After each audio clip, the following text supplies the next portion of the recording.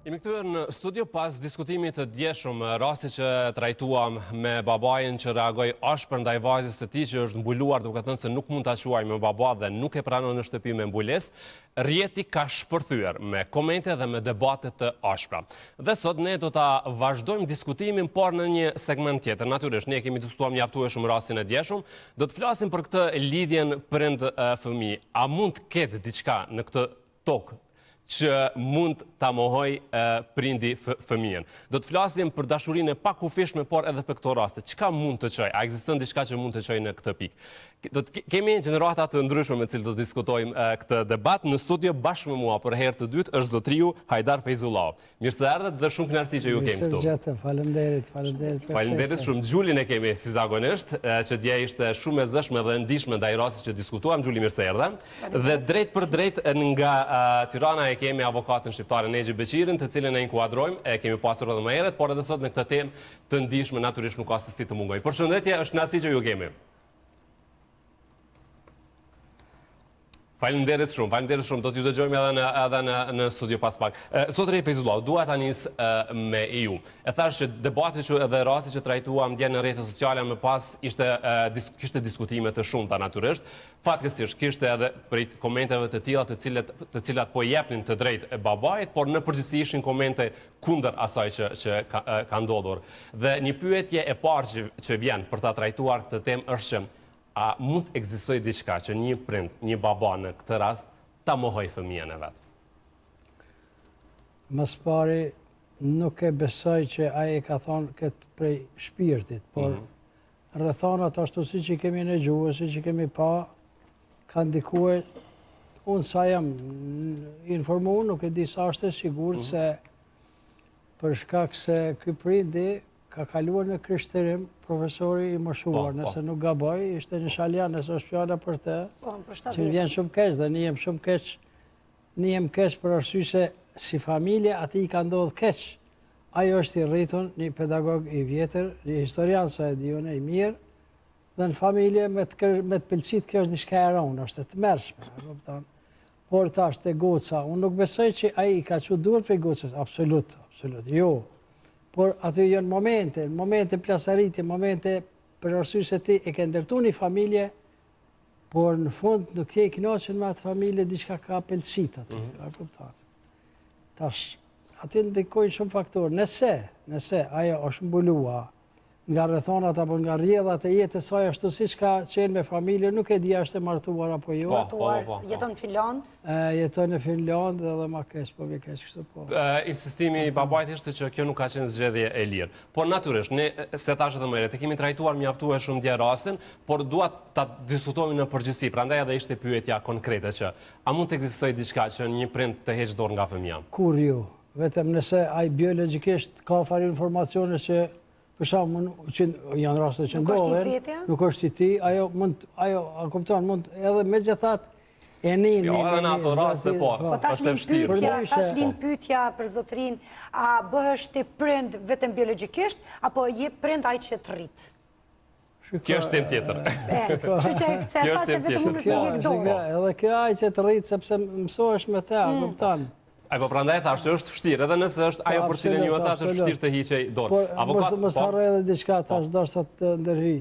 Nëse ajo goca ka ndikuar rrethona tjera që i është imponuar për inat babas, atëherë babas i dha plotësisht të drejtë, a kupton?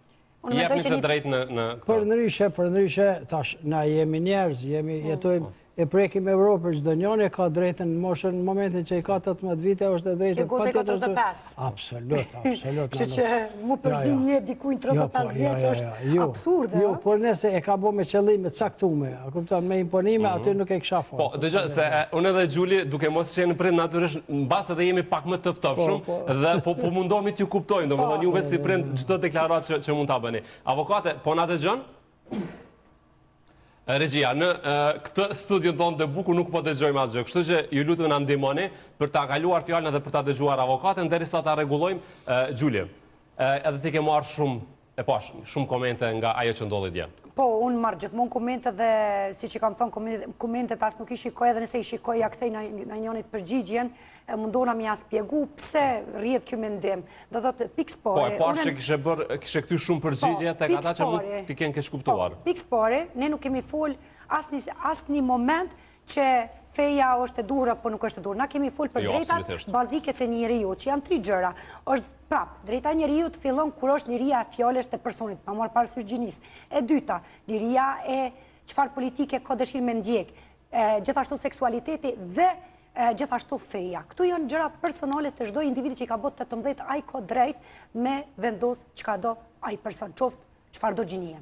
Dhe duke parë komentet që e kanë keq kuptu dhe nuk e kanë kuptu temen, unë i jep hapësirë atyre që kanë të drejtë me bëj çka dojnë me jetën e vetë nëse janë mbi 18, që ishte rasti kësaj vajzës.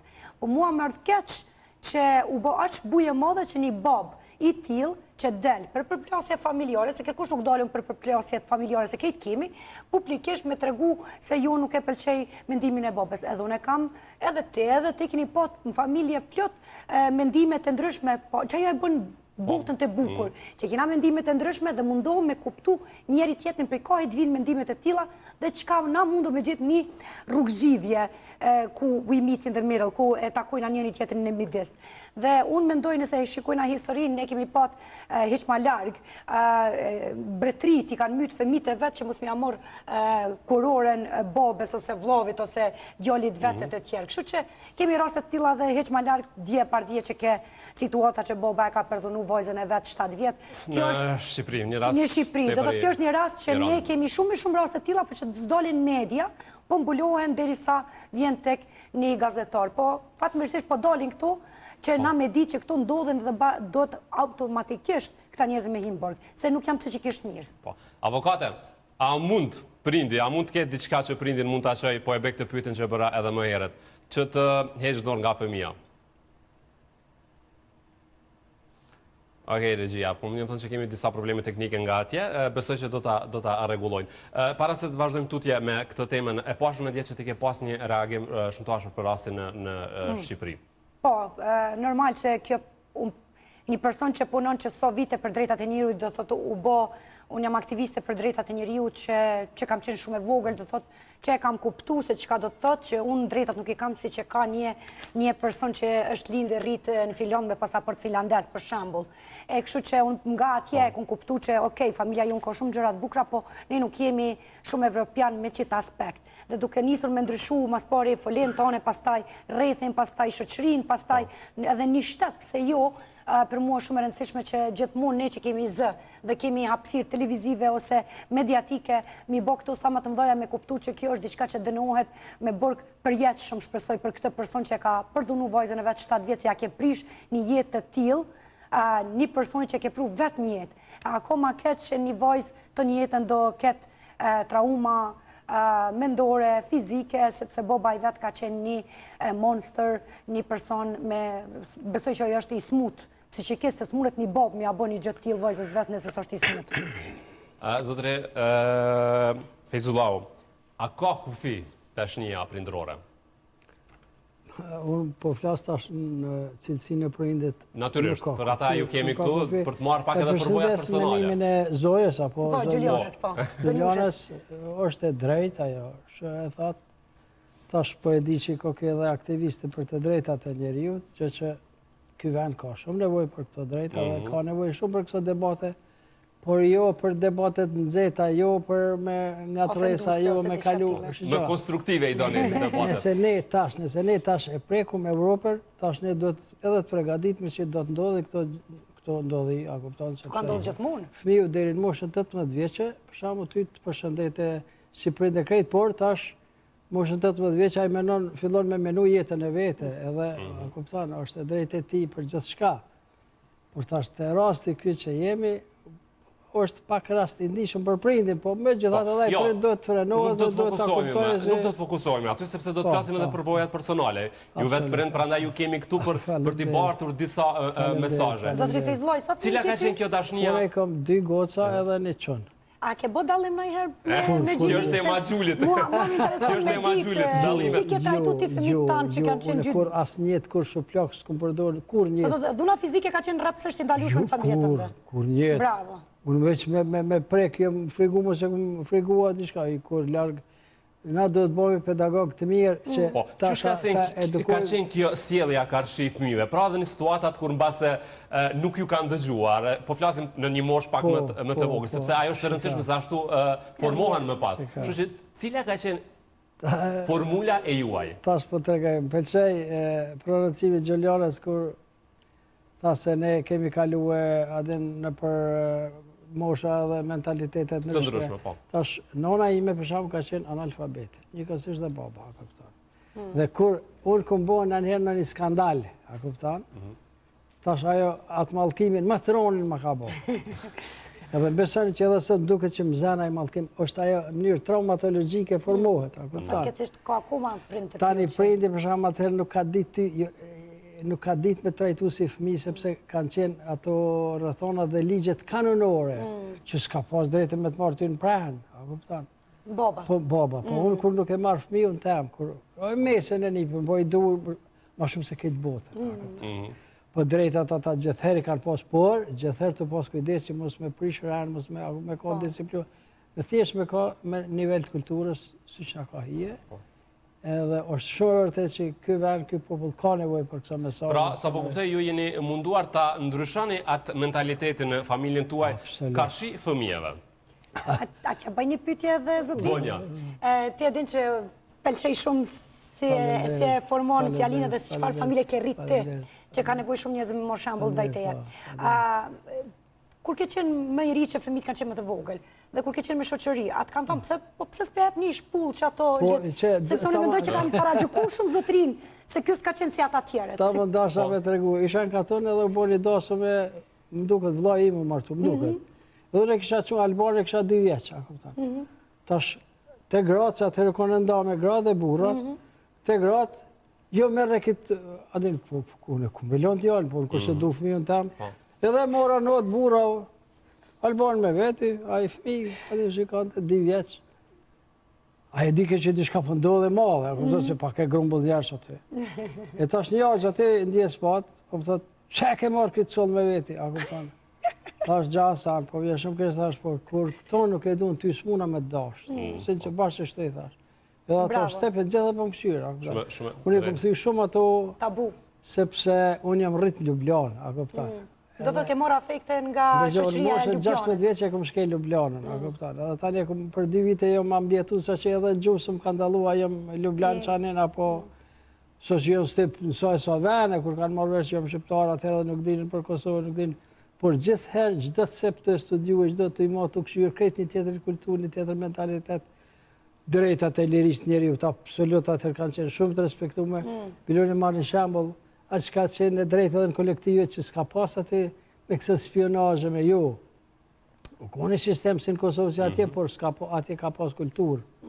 Edhe tash, pa të vdekje Shqiprostito, edhe unë isha në grafik aty me fotografi tina, po më thot një mjeshtër i vitë, hajder, thot, pe prejnë herojnë, adin.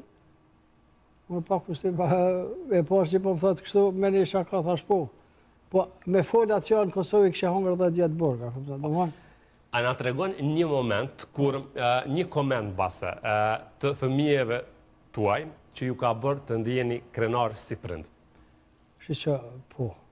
Kur dhe si ka qenë? Shumë për shembull tash vlora ime kur ka magjistru këtu, tash pritet me doktoru dhe del infermeria e parë në Ljubljanë, besoj më 2-3 muaj doktorant. Tani faleminderit shumë. Tani Lena që është në Amerikë Tennessee kur ka përfundu fakultetin juridik këtu. Dhe atëherë jam një krenar me ta, dhe me Albanin karate, kur si fëmija hongë shaloshken. E jetë si fëmijë. Se është me tëpi gjatë, a kupton? Edhe ato kom të tia dhe në... Ja, lotët e babes në studio. Një babi mirë që krenohet me fëmijët të tyre, qoftë me sukseset të tyre. Prandaj, jo këtë edhe të djetë që në përgjithësi babalarët për vajzat janë hero. I mirë kuptojmë edhe këta lotë, zotri. Sepse dhe për mua, babi, gjithë më ka qenë king dhe hero. Avokatën e kemi tani gati për ta dëgjuar. Përshëndetje edhe njëherë nga studio. Derisa ne po flisnim këtu, kishim pikërisht lot nga rrëfimi i një babai, pra kur prindët flasin për fëmijët e tyre, për arritjet e tyre, por po e bëj atë pyetjen e parë me qenë se nuk e kishim mundësinë të komunikonin pak më herët. A është pak ufishme dashuria e prindëve kaqë fëmijëve dhe a mund të ketë diçka që prindi mund të heqë dorë nga fëmia? E para njerë që unë nuk besoj që e baba, do më thënë nuk e do fëmijën e vetë. Problemi nuk qëndron këtu. Problemi është që ka disa mendime në kokë, të ati profesorit, të ati babajt, të cilët e pengojnë që a i të dojë sinqerisht vajzën e vetë dhe të jetë krahu i djathtë, apo të jetë shpatulla ku mbështetet vajza për çdo lloj luftë që asaj i takon të bëjë në rrethanat të cilat ajo ndohet. E para njerë duhet të sqaroj një problem që është shumë i rëndësishëm. Elementi fetar, ose bindja fetare, nuk është kur elementi i kombi. Do më thënë, nuk është ajo që përcakton që ti je komb. Që ti jesh komb, sepse e përmendi disa herë zotëria dhe tha kombi jon nuk e ka tradit, nuk e ka kulturë e tjerë. Jo, kultura është tjetër, mënyra jetesës është tjetër, traditat janë tjetër, do të ketë një territor të përbashkët, një mënyrë jetese të përbashkët, do të jetë historikisht një vedije kombëtare dhe nuk ngatrohet kjo gjë që përbën një bashkësi të saktuar, një popullsi të saktuar komb, nuk ngatrohet kjo me lirinë e ndërgjegjës apo me lirinë e besimit. Kështu që është në konventa ndërkombëtare të sankcionuara që e drejta e lirisë, e drejta e shprehjes, e drejta e besimit është nga liritë themelore që nuk e cënëndon as kërkush në botë për çdo lloj njeriu dhe aq më tepër babai dhe nona apo motra, vllai apo bashkëshorti e tjerë. Që do të thotë, ajo vajzë që ka kaluar 18 vjeç tani ka të drejtën me pash, ka të drejtën ligjore, ka të drejtën që e sankcionuar me konventa ndërkombëtare që të zgjedhë lirinë e saj. Mund të ishte katolike dhe kthehet në muslimane, mund të jetë muslimane dhe kthehet në katolike, ose raste nga më të ndryshme që kanë qenë ateiste ose të hapura, siç thuhet sot, për çdo lloj besimi dhe i kanë përqafuar në një moment të caktuar për arsye nga më të ndryshme, shumë herë dhe personale, të situatave në cilat ndodhet të tjetë kalojnë një besim të saktuar. Dhe historia ka provuar që ka raste të tilla.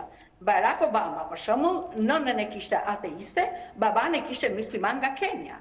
Ose, për brezin e ri le të përmendim, Gigi Hadid, për shembull, është vetë me origjinë nga babai muslimane, bashkëtuesi vetë është i krishterë. Kështu që nuk do të thotë, më thënë që kjo e pengon për kundër, se kur janë me besime të ndryshme, aq më tepër dhe brenda familjes ka tolerancë, ka respekt, ka si thua një mirë kuptim të përbashkët dhe nuk më duket njerëzore që të thuash që unë e kam të mbyllur derën, sepse domethënë kjo tregon që nuk e fare tolerancë, nuk e emancipim. Do e thosha dhe një gjë tjetër. Populli shqiptar i Shqipërisë ka vuajtur në një sistem që quhet diktaturë proletariatit kur u ndalua besimi fetar, apo jo? Në vitin 1967 u prishën kishat, xhamia dhe vetëm kur erdhi demokracia u bë mundur që njerëzit të shprehin lirshëm besimin fetar.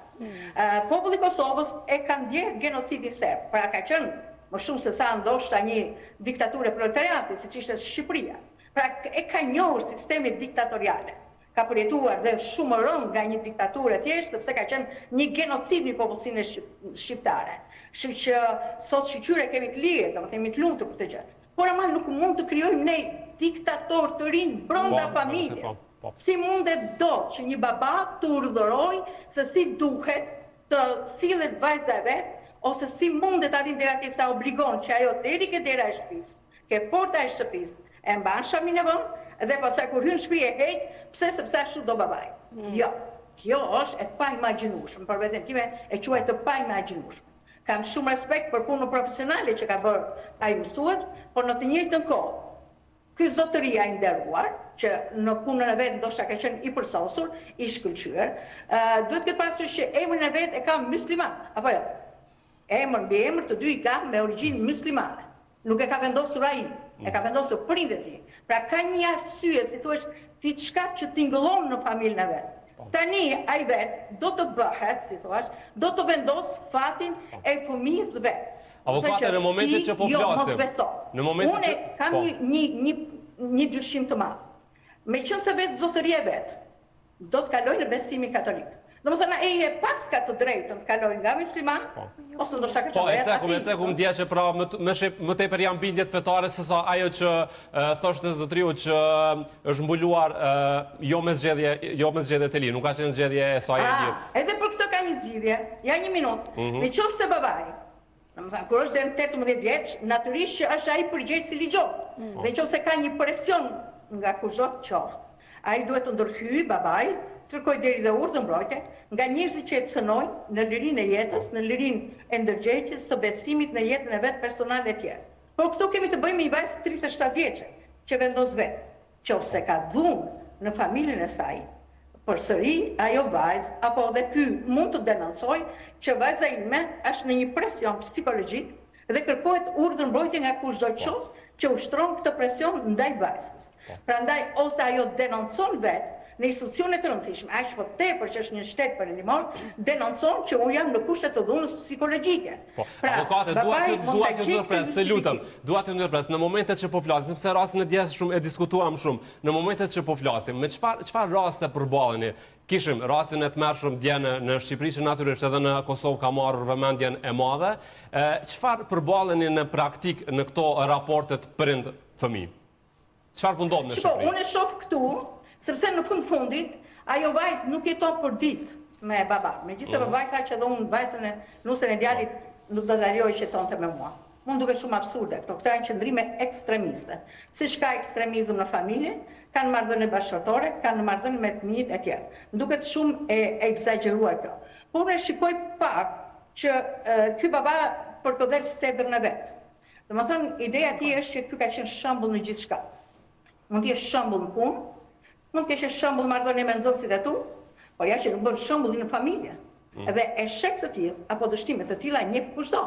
Kështu që ti të arrish që mos krijosh mirë kuptim me fëmijën tënd, mos arrish që ti të jesh si thua i hapur për ta dëgjuar vajzën, dhe nëse ajo e ka bërë këtë gjë e diktuar nga dikush tjetër, ti do të jesh ai që do ta ndriçosh vajzën me mendim, që ti thua, shiko, nëse ti ndjesh e dhunuar, e detyruar që të bësh shamin në kokë, të lutem shumë, unë bashkë me ty do shkoj që tani, do të denoncoj që je në kushtet e një dhune psikologjike në familjen tënde dhe të kërkosh urdhëmbrojtje pikërisht nga ai që është dhunuesi kryesor apo ata që janë bashkëpunëtor në këtë dhunim që bëhet ndaj teje.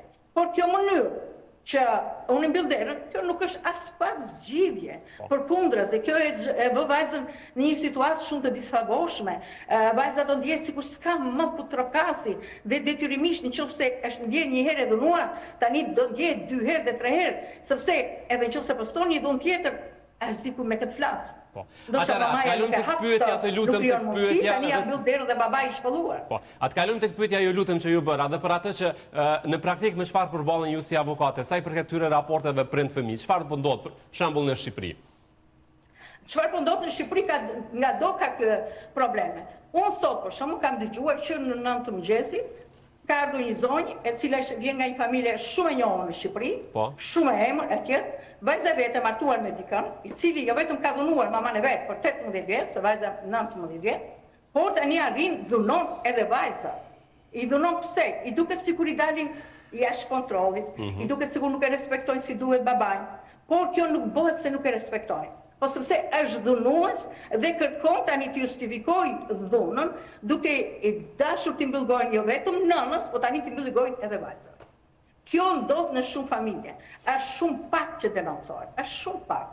Mund të them 20%, 30%. 70% e rasteve nuk denoncohen.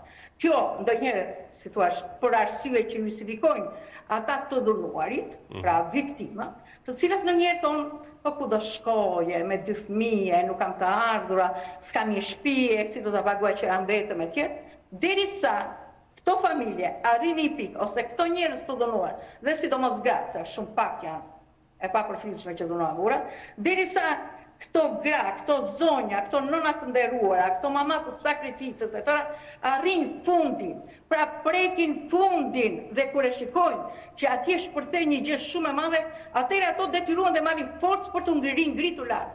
Se deri në atë moment ka bërë kompromis me veten, vjen një moment pasaj, por ndonjëherë është momenti më i gabuar, është momenti më fatal, që ndonjëherë kushton jetën pikërisht këtyre vajzave. këtyre nënave, këtyre grave. Kështu që nuk duhet pritur që të bëjnë në rastin më final. Po, duhet me kohë të denoncojnë, po. Gjuli, diçka vrejti këti sarë që flasim për prindë, sepse kur ndodhi kjo me parë që u përlot zotëriu në studio, gjithmonë përlotesh edhe ti. Do të thotë e keni ndjenjë shumë të fortë karshi prindëve dhe asaj ndihmës që ty ta kanë jap me vite, apo jo?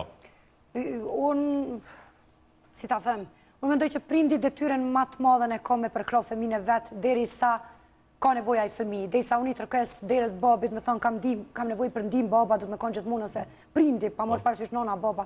Për nonën jam e sigurt që nona gjithmonë, mos tam 99.9% janë ato për fëmijët, po baballar që janë shumë të rëndësishëm, posa që është lidhje gocë baba. Është shumë e rëndësishme për mua për loti fakti që ka baba të tillë që thotë për mua është krenari, do thotë unë kam treguar një shembull të mirë. Unë 32 vjet kam kërkuar që babi im më thonë unë jam krenare Gjuli me ty, sepse kam kry fakultete, kam punuar puna që do të thotë shumë përqindje vogël njerëzve finlandezëve ose anglezëve arrin dhe ju më konë shumë me përmbushur me karrierë, me gjëra, vetëm t'ja dëgjoj babit tim atë fjalët. Masi që dola për Big Brotherit, më ka thënë që ka jam ke po shumë krenar. Do të duft një Big Brother unë me hy dhe me tregu se kush është vërtet vajza jote, që ti me thonë atë fjallë, dhe kjo më vjen shumë keq që babalar do të me thonë ato në çdo ditë. Çfarë do që tjetë ajo që e bën krenar, ose heq mos me kon krenar, po thuaj të dua vajza jem.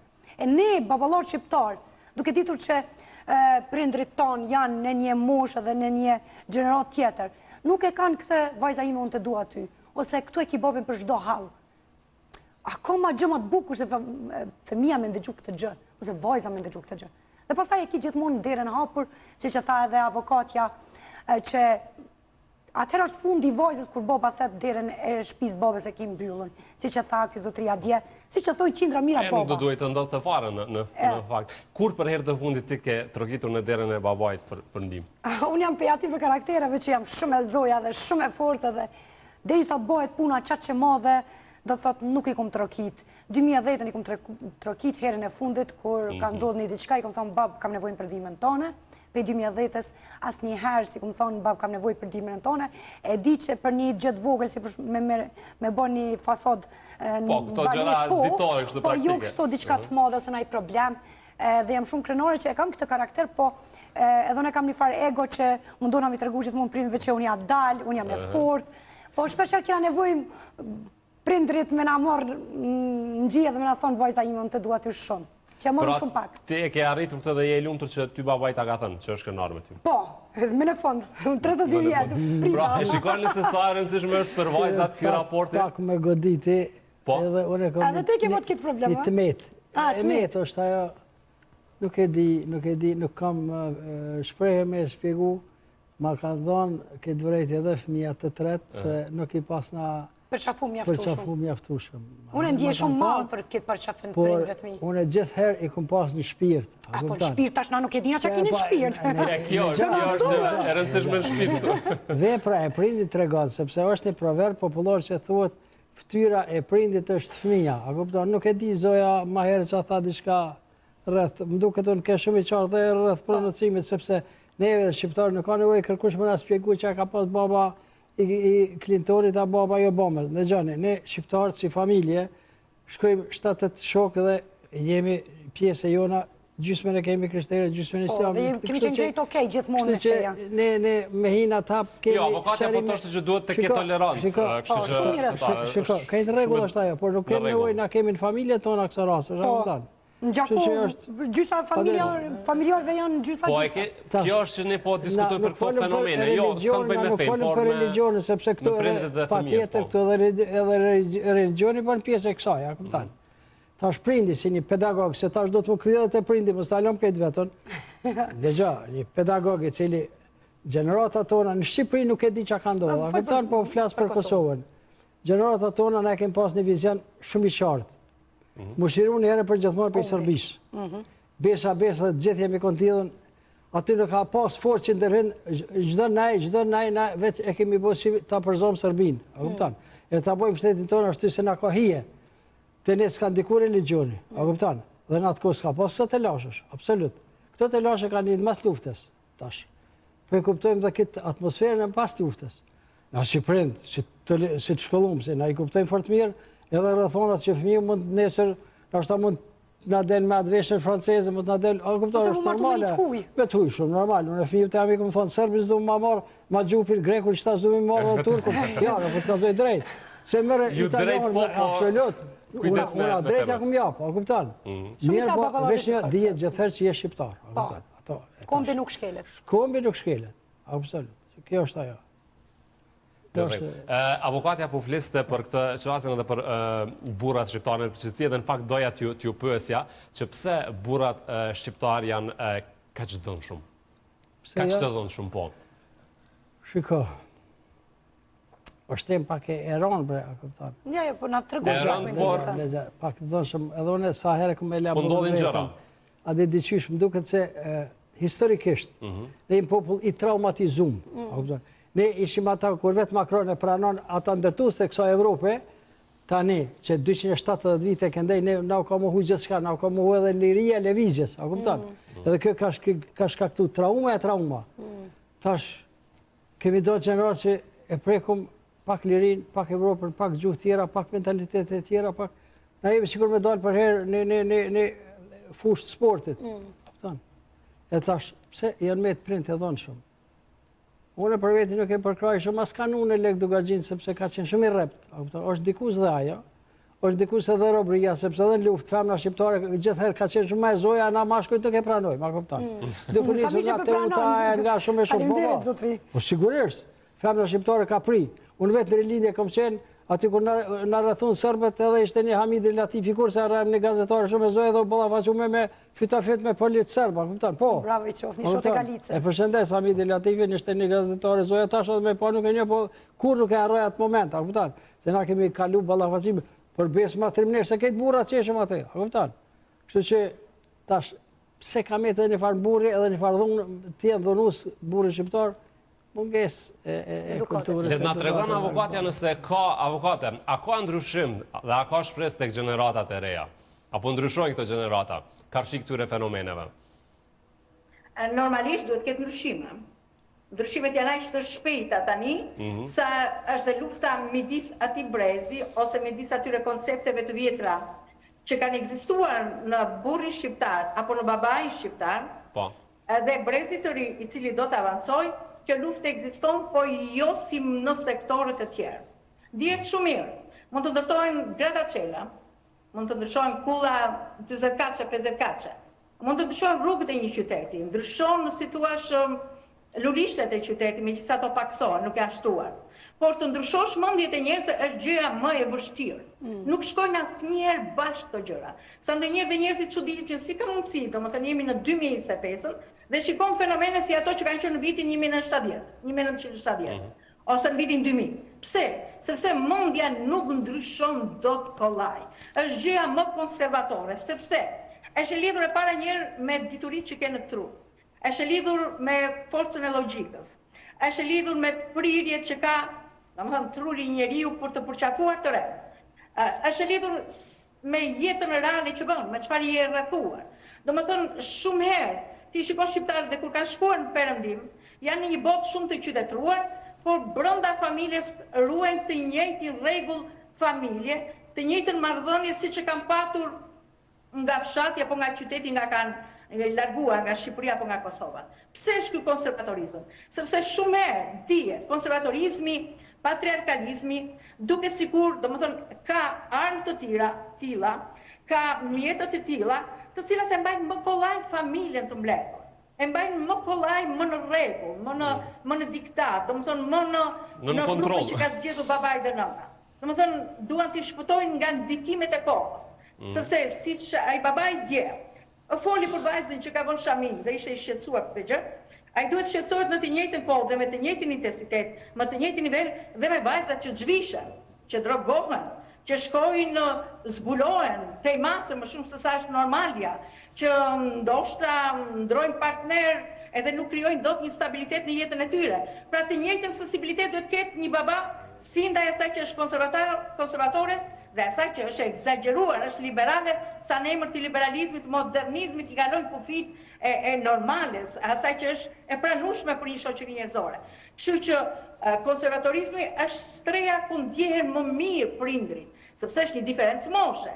Aq më tepër që kur bëhet fjalë për 70 vjeçar, 60 vjeçar, se prindri që sot janë 30 vjeçar, 25 apo dhe 35 40 nuk janë aq konservatorë si që janë prindrit e tyre 70 vjeçar. Prandaj dhe mua më bëri shumë përshtypje, ndoshta me shumë vëmendje gjithë emisionin tuan të djeshëm, ju provokuat duke me logjikën tuaj shumë mirë, me logjikën e kohës, po përsëri reagimi profesorit nuk ishte i kohës. Nuk ishte adekuat me zhvillimet e kohës së sotme, nuk i përgjigjesh si thua detyrave që kanë të rinjt apo pozicionin që ka një i ri dhe se si ai duhet të luftoj për të siguruar të drejtat e veta. Kështu që ne na duhen historinë televizionit shqiptare për të treguar forcën e ndryshimit, rrugët e ndryshimit, si mund të arrijmë akoma më mirë duke luftuar në të dy krah. Edhe konservatorizmin, po dhe liberalizmin të epruar që i bën që të rinjt të mos kenë ëndra, të kalojnë depresion, të rinë rrugëve, të mos zgjedhin rrugë, si thua, morale ose si them dinjitoze për jetën e tyre. Kështu që baballarët 70 vjeçar është më mirë të rinë atë strehën e tyre tani, të presë mirënjohjen e fëmijëve të nipreve dhe mbesave, se sa të vënë kufizime edhe kur janë 70 vjeç për fëmijët e tyre. Thatë diçka, vajzat që zhvishen më shumë se që duhet, ju a e shihni shqetësim edhe këtë? Po, shqetësim është ai, si s'është shqetësim. Po, pse, a mund ta shpjegoni? Shqetësim është se ai e ka pasojat e veta. Ai orienton të rinjt që të bëjnë një jetë më tepër, si thua, liberale, pa rregulla, dhe ka kostën e vet. Një ditë edhe vajza apo dhe djemë që kalojnë egzagjerime të tilla, kanë pasojë, kanë kosto. Nuk e kanë jetën e qetë, nuk e kanë jetën të sigurt, nuk janë paqe me veten, ndonjëri harroi dhe ëndrat reale për të progresuar, po merren me gjëra që janë minimale, që janë thjesht gjëra të ditës, që thjesht janë argëtimi i momentit. Nuk kanë suksesin e dur, nuk kanë paratë e dura dhe ndonjëherë kur s'kan dhe paratë e dura, gjejnë rrugët kriminale për siguruar paratë. Veshja, avokate, unë mendoj pak më ndryshe se veshja nuk të kofizon ose nuk të tregon çfarë karakteri ki. Ndoshta është një moshë si që na e dina që adoleshenta kur hynë bupërtet një i ri ose e ri, hynë e provon veten ku e gjenë më mirë, ndoshta zhveshet pak më shumë, ndoshta mbulohet pak më shumë, ndoshta hynë librave, ndoshta hynë diskotekave, ndoshta hynë shoqërisë, ndoshta hynë familjes, do të aspekti është shumë i madh. Por që zhveshja e tepërt, unë jam shumë kundra, do të thotë zhveshja e tepërt, do të më ditë kufit nëse shkon punë, është rregulloria e veshjes punës, nëse je një deputete e ki veshjen e deputetes, nëse je një opinioniste siç jam unë këtu, gjithmonë veshem sipas punës, nëse je në familje, do të me ditë edhe në familje si do të mu... Janë disa norme që unë mendoj njeriu vetë do të mi pot norme të veta në vetë, ju vetëm që ka të shoqëria e normeve. Po që ko ndikim çdo gjë që na e bojna edhe për të ardhmen, si që tha edhe avokatja, por nëse na e morëm një shembull hippies në 70-ave në Amerikë, e ka pot, ndoshta avokatja e din këtë që ke lexuar goxha shumë dhe ndoshta ke qenë atko në Amerikë, hippies nifen që vitet 70 e kanë pot liberalin maksimal, do të thotë u kon droga trend, u kon cigaria trend, u kon alkooli, u kon seksualiteti, freedom, kanë pot shumë e shumë tjera dhe kjo ka qenë pastaj mas 20-30 vite ka pot probleme me HIV and AIDS, ka pot probleme me seksualitetit, ka pot probleme mendore, mentale, alkoholit, drogës e të tjerë. Kështu që avokatja me një mënyrë ka të drejtë, por në varë tash me çfarë sfere jena të folë. Avokate, ne... Këtë po thosha unë, që çdo gjë do të ketë lezetin e vet, Xhuli. Çdo gjë do të ketë lezetin e vet. Tjetër është një konferencë, tjetër është në një punë, tjetër është familje tjetër. Çdo gjë ka pasur me vet lezetin e vet. Shumë kënaqësi me të pasur në emision edhe me dëgju. Faleminderit shumë për kohën sot. Faleminderit. Faleminderit juve. Faleminderit shumë. Në studio edhe një pyetje, cili kish me qenë një mesazh për ata për gjeneratat e reja sidomos që bëhen prindër, si do duhej të silleshin kashi fëmijëve? E vështira? Do thotë nuk ka, le ta themi, nuk ka një model të saktë se si është një prind i mirë dhe si të sillet me fëmijët apo jo? Varet shumë. Me mirat të mirës është urësia në familje, a kupton? Po. Edhe martesat kur vinë me vullnetin e të dy partnerve. Aty nuk besoj që dështohet diçka. Ata të dy do t'jenë prind të mirë, si burri, ashtu dhe gruaja. Edhe luba i fëmijë tani që vjen te ata prind. Kjo është mesazhi im, se unë i ngela borxhalla asaj mikës, por po them unë fëmijën e mi mund të keni raste të takoni me ta. I kom dërtuar në atë mënyrë që nesër shkoj në New York. Ata në si me konë një orkas. Nëse shkojnë Paris, ata në si me konë Parisian. Në Macedonia, ku është kupi, Macedon na folshin anglisht, a kupton? Po kjo është afekti yti që të jetë unë në Ljubljan, edhe ke marrë afektin e international, dhe unë mendoj që kjo është një bob që ka tregu fëmijëve të vetë që unë rinin ta me kam bërë këtë dhe dua t'ju edukoj njëjtë se ku do që të shkoni. Prandaj shumë shpesh e kemi në studio për këto tema, sepse natyrisht është një shembull më i mirë dhe mesazhet e mira që duhet të dërgohen. A krijohet një familje pa dashurinë mes një çifti fillimisht? Është pak e rëndë. Dashtim, a? Shiko, këto, unë po tash... Që sot të rritë pysin të rritë, se të na të jemi gjë. Unë e lexova para... A ka dashuri të vërtet, a ka dashuri të vërtet? Shiko, dashuria e vërtet është shumë problem u matë. Nuk ka skallë që e matë, nuk ka... Nuk ka indikator. Aty mund të shefit diçka dika, a kupton, por... Gjithherë po thëmë, ata prind që do t'jenë prind tash. Unë për veti, gjithë në prej veti, a kupton. Po nuk e di a kanë bjeshmërinë ata timën të gjithë. Nuk është vetëm leximi, a kupton? Nuk është vetëm leximi. Në Shqipëri lexoj shumë për shkak. Shqipëri lexoj shumë, por ka gjona që nuk ta merr mendja, logjika e njeriu, a kupton? Për shkak gjatë regjimit që janë keq trajtuar ato nana, që janë keq trajtuar ata fëmijë, që janë mos harrojmë se ata rrit edhe pas Zot, a kupton? Në rrit pas Zot besimin në parti. Se prap te populli nuk mundu me ikë doktrina, qofshin ato klanore, partijake, religiose, sepse jemi të dërtum të tillë, jemi të dërtum ashtu. Po tash si prind një përgjigje, lutem nëse po ju ndërpres, po janë gjërat të rëndësishme, sepse po lidhen edhe me këto zhvillimet e fundit. Dashnia e prindit, karshi fëmijës, a mund ta kaloj çdo vështirësi? Do të thotë, edhe nëse fëmia, ai fëmijë i ka 30 vjet, po fëmijë është për babain. Bën një zgjedhje që juve si prind nuk ju pëlqen, nuk jeni dakord, se kjo është çështja. Pra, a vjen në shprehje kjo dashnia e prindit mbi të gjitha? S'ka rëndësi feja, s'ka rëndësi zgjedhjet e tij që bën. Po. Vetëm prind raporti prind fëmijë. Po. Shiko, Kjo po më intereson. Në rastet martesa mund të jetë. Jo, vetëm në këtë pikë. A mund ta kaloj kjo dashnia e prindit çdo vështirësi, çdo barierë? Po. Pse s'ndodh? Unë mendoj që mundet me kalu, për shembull nëse goca jote ka marrë një çon që ty s'pëlqen ose e vjen kundra. Po, kur goca e do, kur goca ka jetë mirë me ta, atë ti detyrohesh edhe të ambientohesh edhe me atë familjen, sepse do të bëhet pjesë e familjes tonë, a kupton?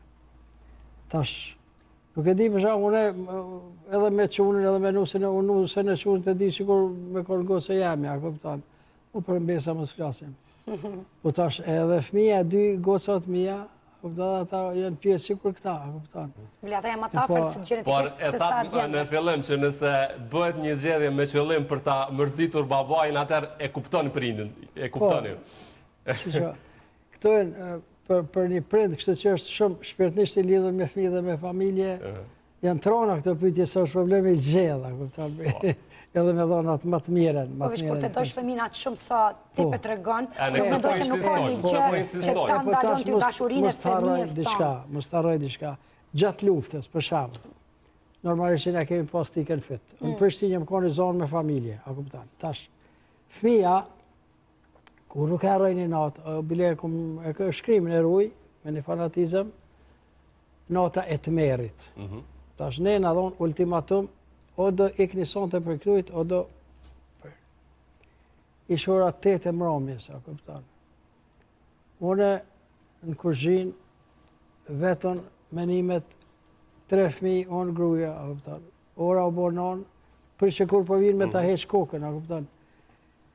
Tash ti si prind, kur i ke pa fëmijë, shembull në moshën 10 vjeçe, 11 vjeçe, 12 vjeçe, a kupton.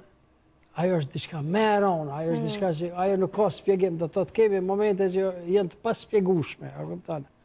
Por gjithherë them se një proverb i një filozofit madh botëror thotë njeriu do ta ketë në moshë të shtyrë do ketë jetën ashtu siç e ka merituar, atë që e ka mbjell do ta korr në moshë të shtyrë do ta kesh familjen rrethin ashtu siç e ke merituar. Unë këtë mesazh u jap gjithëve që të mendojë edhe për moshë të shtyrë se e loni familje të mirë. A ka gjoma të bukur që prindi gjyshi kur i mbyll syt për jetë, e din që po lëni bagazh familjar të mira. Ka ma mrekullin këtë botë, nuk ka as paraj, as biliardi, as simbolon ato kur gjë. Është menimi jam i kjo.